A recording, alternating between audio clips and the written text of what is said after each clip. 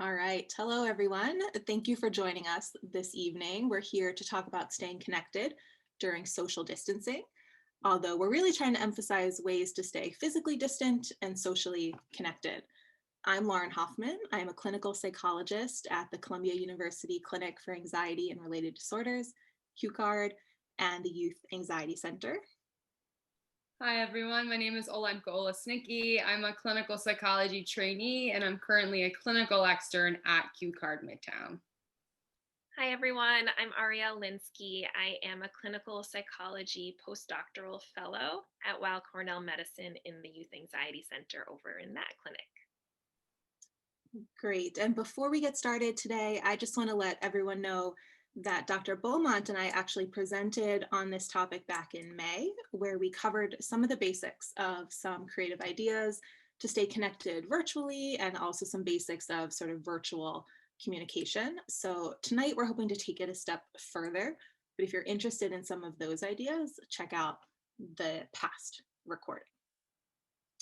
So tonight we're going to cover why connection is so important, why we especially need it right now, what makes socializing so hard right now, and a few coping strategies for managing in some common social scenarios.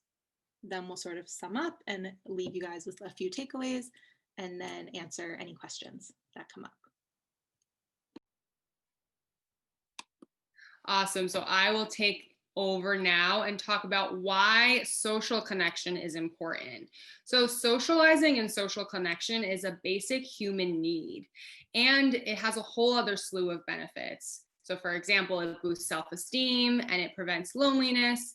And research also shows that it reduces anxiety and low mood and even prevents those from happening altogether. And connecting with others helps us manage our emotions and nurtures relationships.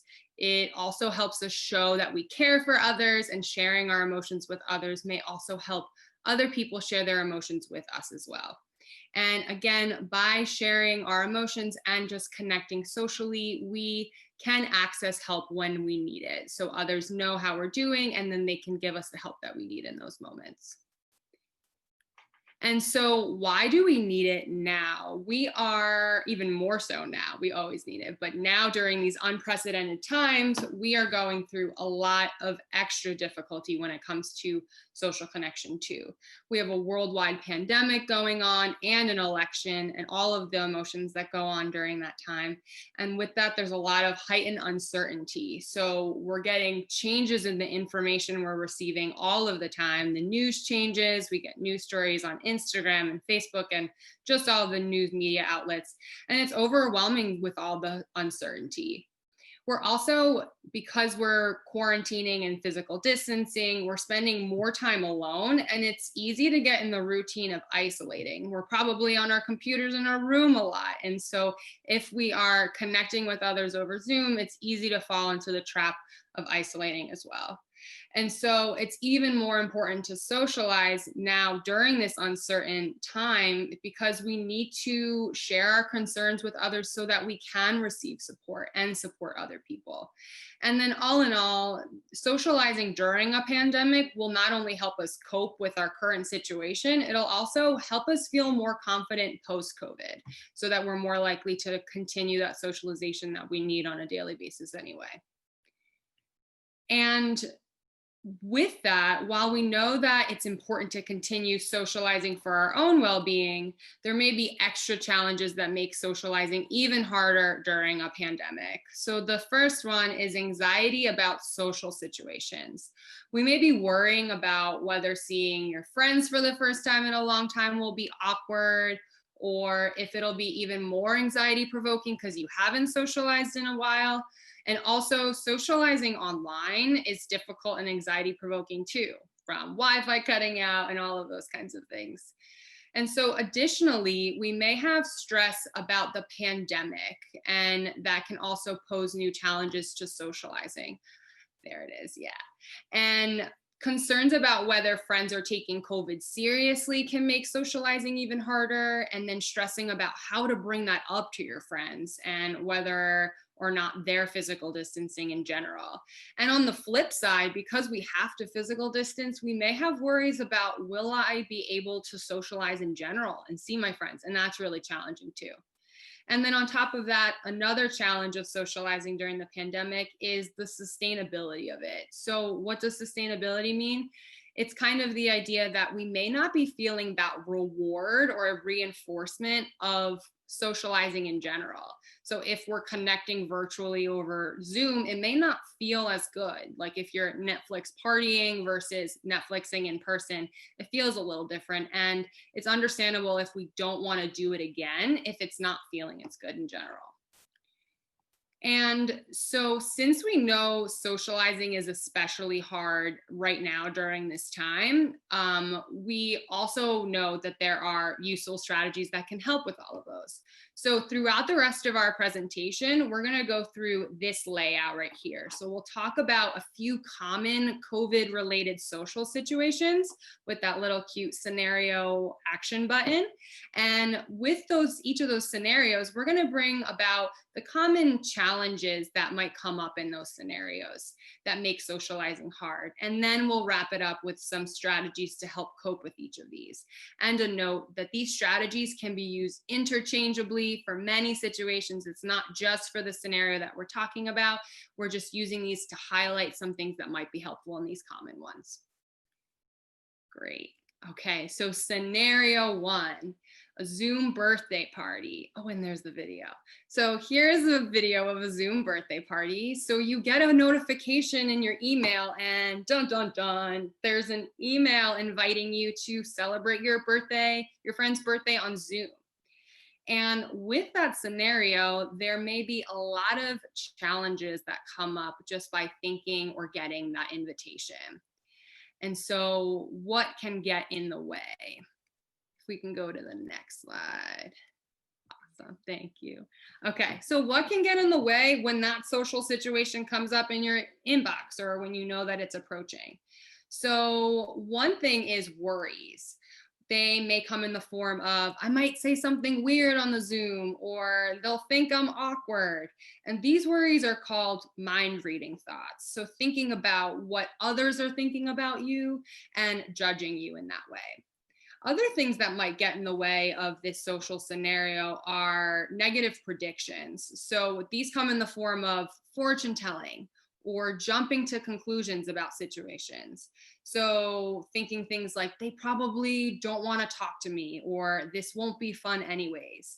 It'll be so awkward over Zoom. We probably all can relate to even the idea of like, my Wi-Fi connection might come out, or I'll freeze on a funny face. And those might be some negative predictions we have in this type of social situation. Additionally, we may be experiencing low energy, low motivation, and low mood with just everything going on right now. There's a lot going on in the world right now, and going to another Zoom call or another Zoom party might be especially challenging if we've been on Zoom all day for work or for school. And then finally, I bet a lot of us can relate to this, the privacy piece. We all might be working from home or schooling from home, and that might be really challenging to find that privacy and that space to do this Zoom birthday party. And I will throw it over to Lauren to talk about how we cope with these challenges. So we're going to go through a few sort of basic strategies for coping with some of these challenges. First, starting with one of my favorites, checking the facts on our thoughts. So we have to remember that oftentimes when we're feeling anxious or sad or another intense emotion, our thoughts can get kind of carried away with that into more unrealistic, unbalanced, unhelpful kinds of thinking. So we do need to pause and check the facts on some of our initial worries and assumptions. And one way to do that is to ask ourselves some helpful questions, like some of the ones that we have listed here that are designed to help us sort of get in there and think a little bit more realistically. So in this situation with the Zoom birthday party, the thought is I might say something weird, or they could think I'm awkward. We could like, do I know for sure that that's going to happen? Like, what else might happen? Maybe I'll say something funny, or maybe they'll, be happy to see me. What evidence do I have for and against this fear? Like, how's it gone on prior, like Zoom events? Are people typically friendly and nice or not? How do we sort of rely on our past experiences there? What would I tell a friend in this situation? So let's remember that oftentimes when we're talking to a friend, we're one step removed from it. So we're oftentimes less emotionally involved in it, and we can think a little bit more clearly. We also tend to be kinder and a bit more compassionate with our friends. And so it can be helpful to sort of step out of it. And then maybe my favorite question on here is, why is it worth it to take this chance or take this risk here?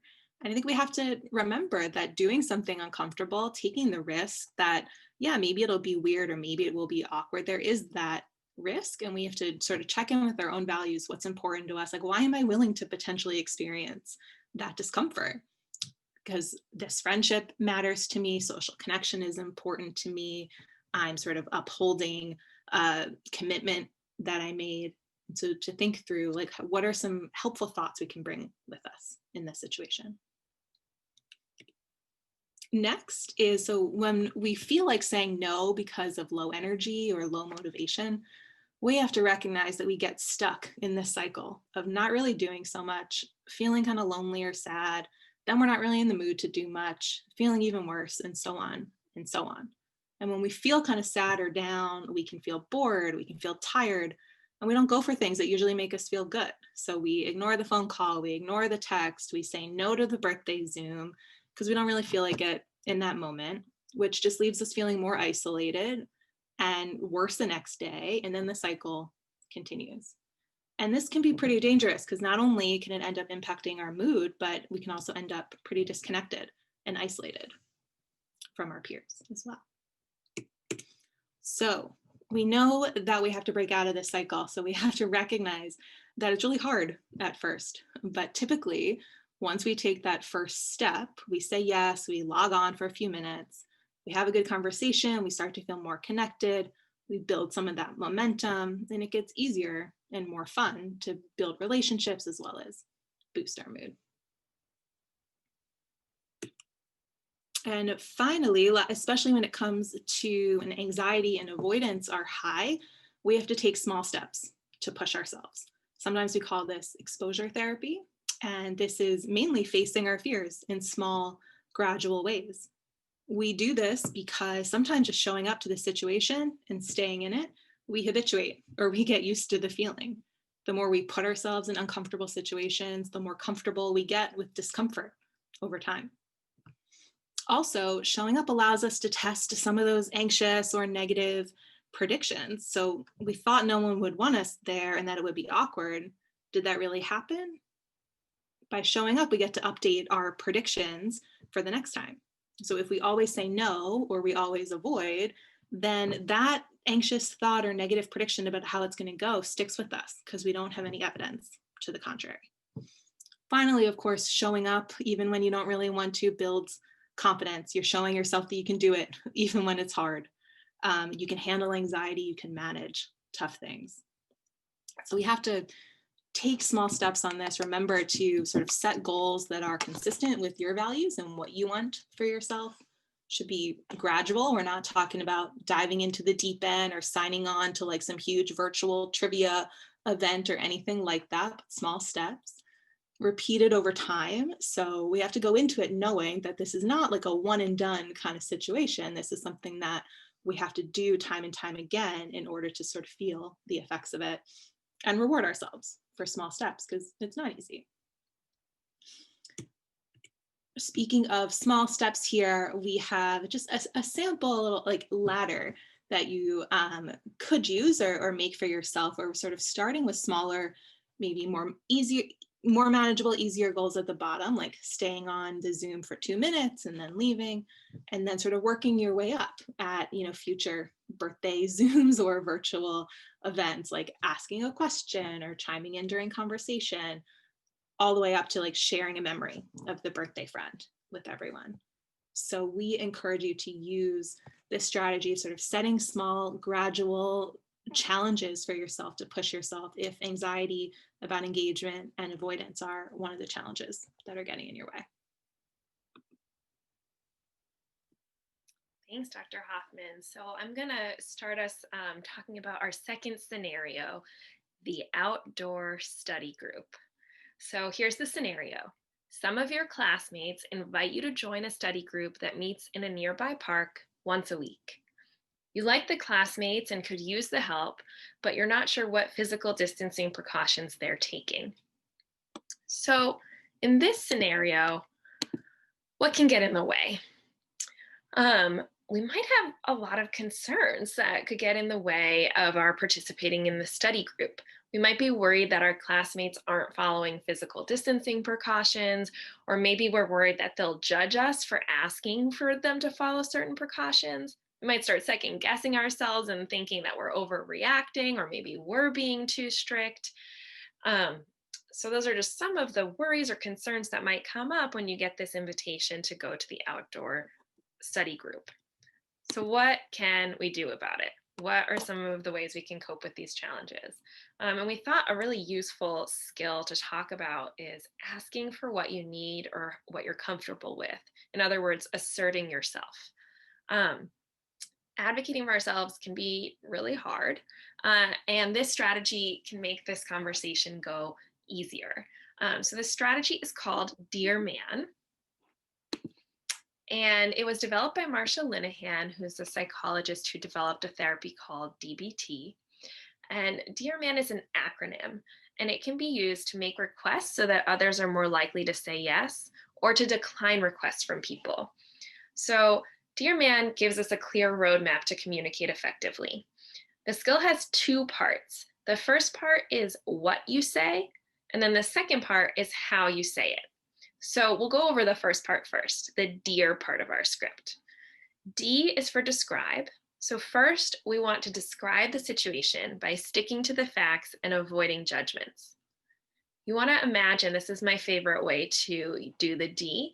I imagine I'm a fly on the wall and I'm just observing the situation from like a corner of the room, and I'm describing what can objectively be seen about the situation. Next is E. Express.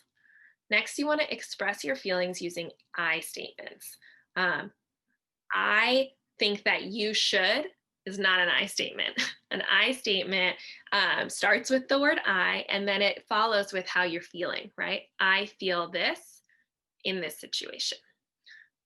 Next, now that you've described and expressed, you're ready to assert and ask for what you want. You don't want to expect others to read your mind. Turns out people are terrible mind readers. So it's really important that you're clear and can articulate what it is that you're asking for and what it is that you need. And then we come in with the R at the end of our dear, where we're stating the positive effects of getting what you want. So you're telling the other person, how will they benefit from following your request? So those are the basic components for what to say. And now we'll talk about how to say it. So the man part of Dear Man is how to say it. So this gives us three cues to make sure that we're effectively saying our Dear script. So the M stands for mindful. This means a couple of things. First, it means that you want to stay mindful by keeping your attention focused on what it is that you're asking for. It might mean repeating the request if the conversation kind of takes a different turn or the person you're talking to kind of ignores your requests. You want to be mindful and reattend to the request that you were asking. It also means being mindful of the environment, picking your timing well, and having minimal distractions around. You might want to make sure that your request is made privately, and that the person you're requesting is kind of in a headspace to be able to listen to you and give you their full attention. The A stands for appear confident. This refers to nonverbals, so your body posture, your eye contact, appropriate vocal tone and volume. Obviously, we're doing so much virtual communication these days. Different parts of nonverbals become more and more important. So if you're talking over the phone, your tone of voice is really important. If you're talking over text message, using clear and concise language when doing your Dear Man is very important. And finally, N is for negotiate. You need to be willing to negotiate and arrive at a solution that's going to work, even if it's not what you originally asked for. So in other words, be open, right? Come in with a request, hold your values in mind, and then be open to what comes next and willing to adjust based on finding a solution that works for everyone. So let's apply this to our scenario number 2, the outdoor study group. So if you'll recall, we're invited to this study group, but we're not sure what physical distance precautions our friends have been taking, and we're a little nervous about it. And so we want to be able to attend, but we want to feel safe, right? So let's put it all together. So we could describe the situation stating, we're all living in different pods, and we may be following different physical distancing rules. Then we want to express how we're feeling. We might say, I feel a bit anxious about getting together. Now we want to assert our request. We could say, could we stay 6 feet apart and wear masks during the study group? And then finally, we want to explain how following this request would be reinforcing. So we might say, if we were able to do this, we could all stay safe and feel more comfortable. In this scenario, we want to think about our how skills also. So when following the DEAR script, we might want to be thinking about being mindful of repeating the request if the person we're talking to kind of steers off into a different topic. And we might want to ask the organizer of the study group in private about this request when we have their attention and when there might be no other social factors going on. The A, appear confident. We want to be clear and confident with our requests. So no unneeded apologies, no saying like, sorry, I'm so sorry to ask this, but I'm just wondering. You can cut that out and just have a clear and confident tone and body language. And finally, be open to negotiating to find an arrangement that will work for everyone. So for instance, a potential other arrangement might be agreeing to sit 10 feet away from each other, but maybe being comfortable taking our masks off. And that might be something that you could still be comfortable with and the group organizer thinks is more conducive to the study group. So you want to be flexible while also sticking to your values. Okay. So now we'll move on to our third scenario. So we've talked about how to assert ourselves. We've talked about how to cope with some anxiety on these social situations. Now we want to talk about how to stay connected with loved ones over this long time apart.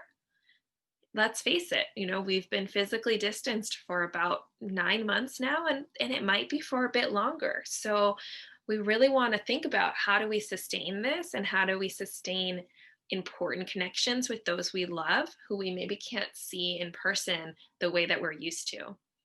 So in this scenario, it's the holiday season. And because of travel restrictions during this COVID-19 pandemic, you won't be able to be with your extended family physically this holiday season, for example, over Thanksgiving. So what can get in the way of staying connected with your loved ones in this scenario? We see some of our typical suspects, right? Our common suspects. One might be motivation. It's been 9 months. Your energy might be low. Zoom fatigue is real. You're feeling kind of depleted and figuring out ways to make it fun and getting the energy to jump on these Zoom calls or these socially physically distanced ways of staying together. So the motivation might dwindle. There's some natural decrease in motivation over time. You might have some down emotions. You might be feeling really disappointed that you can't have Thanksgiving the way you're used to having it and that you can't be with your family as you're used to. And you might be having even increased loneliness and isolation during this time. As we've been talking about this whole presentation, during this pandemic, we have less opportunity to be with others, and the feelings of loneliness and isolation might be higher than they would be otherwise. So we've got these low motivation and down emotions. So how can we cope? What can we do? So We thought that what might be the most useful skill in thinking about this conundrum is to get creative by facing this challenge using the steps to problem solving. So, using a problem solving method to help walk us through how we can bring in more creativity and come up with some more solutions that might help us stay connected. This acronym for problem solving was developed by the Match. It's part of the Match protocol, which is developed by John Weiss. So I want to give credit. And it stands for 5 simple steps. So first, you want to say what the problem is, think of solutions, examine each one, pick one and try it out, and then see if it worked. And if it didn't, try another one. So we're going to walk through this problem solving method using our scenario. So the first step is to say what the problem is. This is very important. We need to articulate why this situation is a problem for us in this moment, and we need to be specific. There might be a lot of different problems related to this scenario, and so we need to really articulate why for us in this moment, this is a problem. So for example, the problem could be we can't be physically together for Thanksgiving, and we want to stay connected. So once we've got our clear and concise problem, we can move on to the second step, thinking of solutions. So the important rules here when we're thinking of solutions are that we must come up with at least 10 ideas, and we are not allowed to judge in this phase. Judgment-free zone. There's no bad idea in brainstorming. So there's reasons for this. We're trying to open the creative juices in our brain, right? We're trying to push beyond that first 3 solutions that that are our go-tos and we've been using for the past 9 months and are starting to feel stale. And so you'll see on the slide, we have ideas ranging from cooking one dish together over Zoom to sending pictures of our meal to each other in the family, all the way up to solutions like curling up in a ball and crying or canceling Thanksgiving this year. And it's important to be listing this wide range of solutions. We want to acknowledge the spectrum of ways that we could respond to this situation in this phase, right? Because by doing so, we might open and unlock more ideas in our brain. And so another thing I would just want to add is that in this phase, especially if it's a group problem like how to stay connected with the larger family over Thanksgiving, you can involve others as you're brainstorming. Kind of the more minds, the better. And the more ideas, the better at this stage. So 10 is the minimum, but there is no maximum. You can come up with a bunch of solutions when you're brainstorming. So now that we've brainstormed and we've come up with our 10 solutions, we move on to the E, examine the solutions. So the official protocol is that you would go through each solution you've suggested and do pros and cons. Think about what is good about that solution and not so good for each generated solution. If that feels overwhelming, or if you got the whole family involved and you brainstormed like 30 solutions, you could add a step in here where you pick maybe the top 5 solutions, maybe by voting or just by kind of scanning through and selecting some, and then just doing the pro-con step for those 5. So here we did just an example of the first one. So for the solution of cooking one dish together over Zoom, a pro is that we can connect over Zoom. We might make something that tastes good. I would add like maybe everyone would be able to access it. A lot of people could be on at once. But the cons are, it might be hard for us to all get the same ingredients or maybe agree on what dish to make, or there could be tech challenges. Maybe our great grandma has some trouble getting Zoom in her kitchen while also cooking. It might be, not so feasible for her. So we want to lay out a couple pros and cons for the solutions and start to examine what might be the best choice, right? So we would go through more options, but we're not going to for the sake of time here. So now we're at the P. We want to pick one and try it out. So we've gone through all our pros and cons, and we want to pick a solution that we're going to go with. At some point, we got to make a move, right? So for example, let's imagine after we've gone through all our pros and cons, we landed on the virtual turkey trot. So I've learned not everyone knows what a turkey trot is. This is kind of common across, I guess, like small communities. It seems to be a new tradition where in the past there have been these like 5K kind of family fun races where you either walk or run a couple of miles earlier in the day, and it's just kind of a community event. So the idea here would be everyone in the family like goes out and does a run in their wherever they are, and maybe tracks it on their phone or on their watch, and then sends pictures or reports back about the run. So that's the idea we've gone to go with, and we pick it and try it out. So everyone's going to go on this virtual turkey trot. Thanksgiving comes, we try it out, and now we're on our final step where we see if it worked. Did this activity help us feel connected? Did some or maybe all family members participate? Was it fun for the most part? These are some of the things we might want to think about as we're evaluating whether it worked. When I'm talking about the steps problem solving, often folks will ask, yeah, but Thanksgiving just happens like that one time a year, and it'd be hard to try another idea. It came and went. We tried this idea, Thanksgiving's over. How can we try one of the other ones? But what I would say is that we're going to have many opportunities to think of creative or try creative ways of staying connected with our family. And if the virtual turkey trot was mediocre or kind of a bust, we just created a list of at least 10 potential ways to stay connected.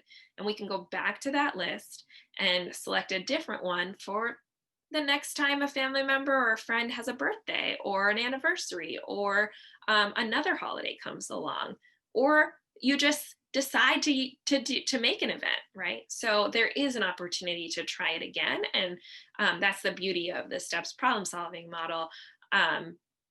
It doesn't ever have to be over. You're just checking if it worked. And if it did, great. Keep that in your bag of tricks and do it, next time. And if it didn't, go back to your brainstorm. So that's it. Yeah. Thank you, Ariel, or Dr. Linsky, my apologies. We are now wrapping up our presentation. So for those watching or on the recording, after watching this presentation, we invite you to kind of reflect back and think of some takeaways by answering these questions that can maybe help you through socializing in the future scenarios of COVID-19.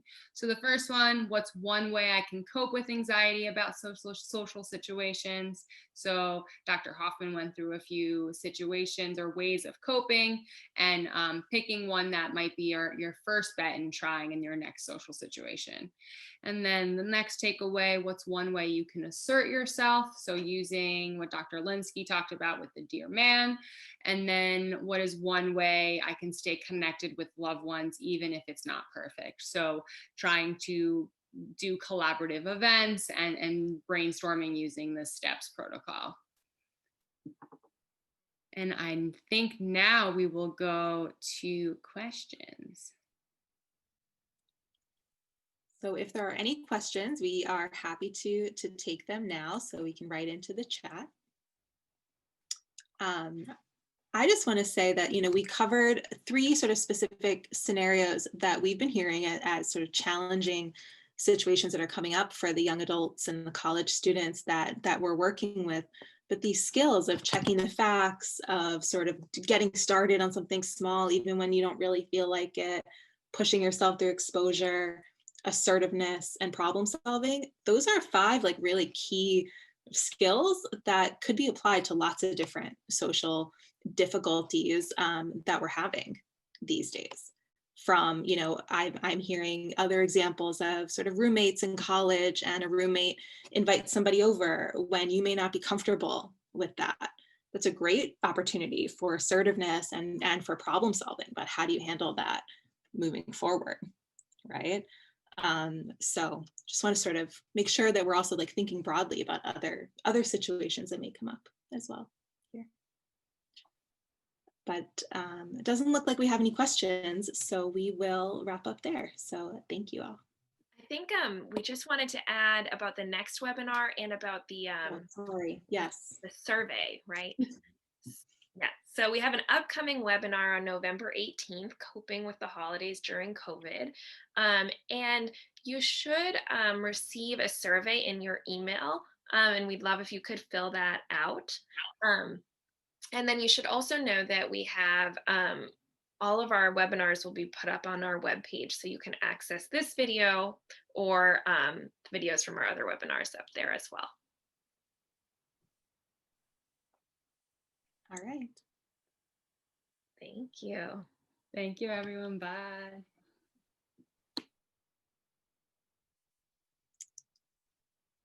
Can we pause the? I think I'm gonna end. We've got one. I think Can I'm we gonna pause it, perchance?